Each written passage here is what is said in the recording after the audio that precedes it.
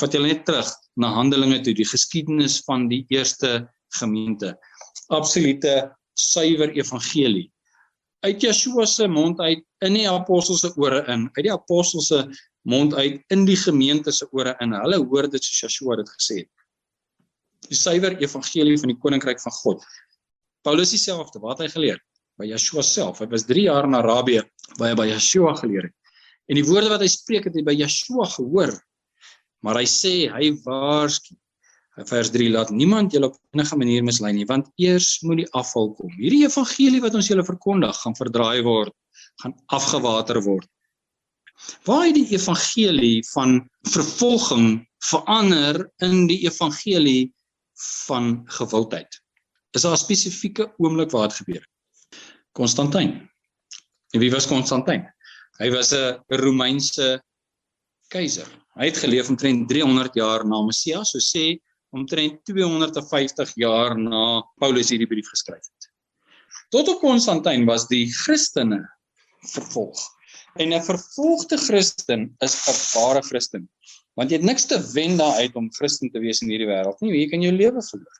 Hulle kan jou enige dag doodmaak. Hulle kan jou kinders van jou wegvat. Hulle kan jou nie tronk gooi net solank as hulle wil. So jy's nie 'n Christen omdat dit cool is nie.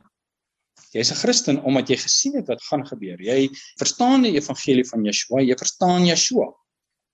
En jy hou vas daaraan, al kos dit jou lewe. Wat het Konstantijn gedoen?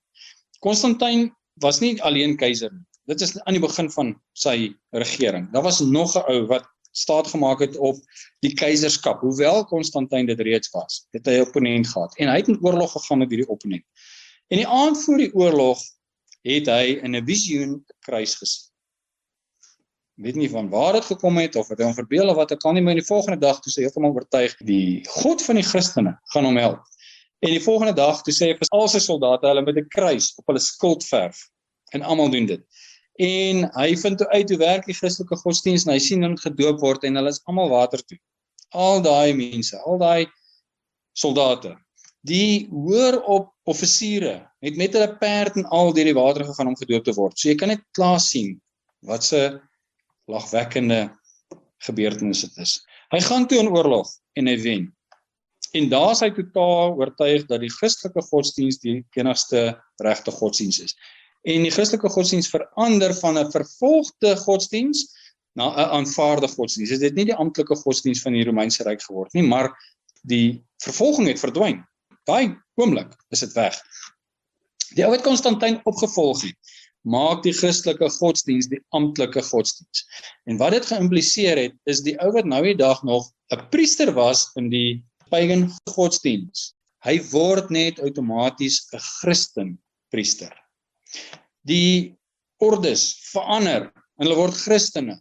Hoekom? Want dit is die staatsgodsdienst. En die staatspriesters word deur die staat betaal. Jy gaan nie 'n pagan priester kry wat sê nee, ek gaan dit nie doen. Hulle het almal verander. Was daar wedergeboorte en bekering by betrokke? 0. Dit was net 'n oorgang van die een godsdienst na die ander ene, en hulle verander Yeshua se evangelie in 'n mengelmoes tussen sy woorde en pagan godsdienst. En daar is die ontstaan van die Romeinse kerk. En die hoof van die Romeinse kerk, die Romeinse kerk, is die Pontifex Maximus, tot vandag toe. Is sy naam Pontifex Maximus.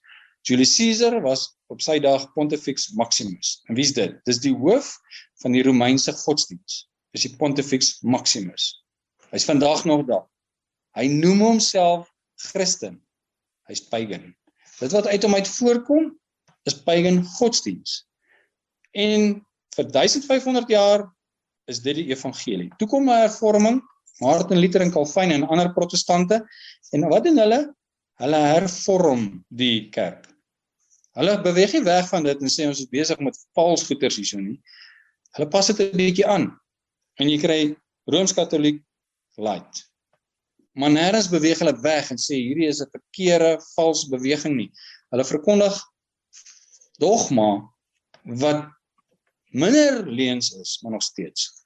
Calvin sê vir jou, sorry, jy's uitgekies voor die grondlegging van die aarde, of jy's nie uitverkies nie. Jy het geen aandeel nie. En jy sê, okay, dis nou hoe dit is, ek sal maar sien as ek doodgaan wat word van my. Dis 'n leuen.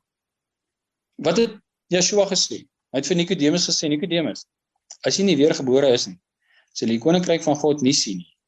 As jy nie uit water en gees gebore is, sal jy die koninkryk van God nie ingaan nie. Hy het nie gesê, jy is voor die grondlegging van die aarde uitverkies om hemel toe te gaan nie. Dis wat Calvin gesê het. Alleen, Martin Luther het nooit iets van die doop gesien. Hy het nooit vertel van wedergeboorte nie. Dit was vir hom te ver van Rooms-Katolicisme af tot by wedergeboorte. Hy kon nie daai teruggee nie. Hy het werklik erns gemaak om met God te versoen. En sekerlik het Vader hom in sy onkunde aangesien. Maar Calvin, hy was 'n akademikus. Hy het kerkie gespeel. Hy het teologie neergeskryf wat die sleutel tot die koninkryk van God vir die mense wegneem. Self het hy nie ingegaan nie. En die wat wou ingaan, kan nie ingaan nie, want hulle luister na Calvin. En Calvin ken nie die weg na die ewige lewe nie. En waar sit ons Afrikaanse kerke vandag? Calvinistiese kerke.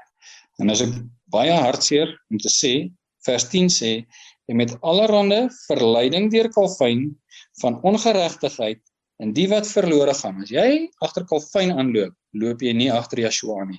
Dis twee verskillende Yeshua's wat verkondig word.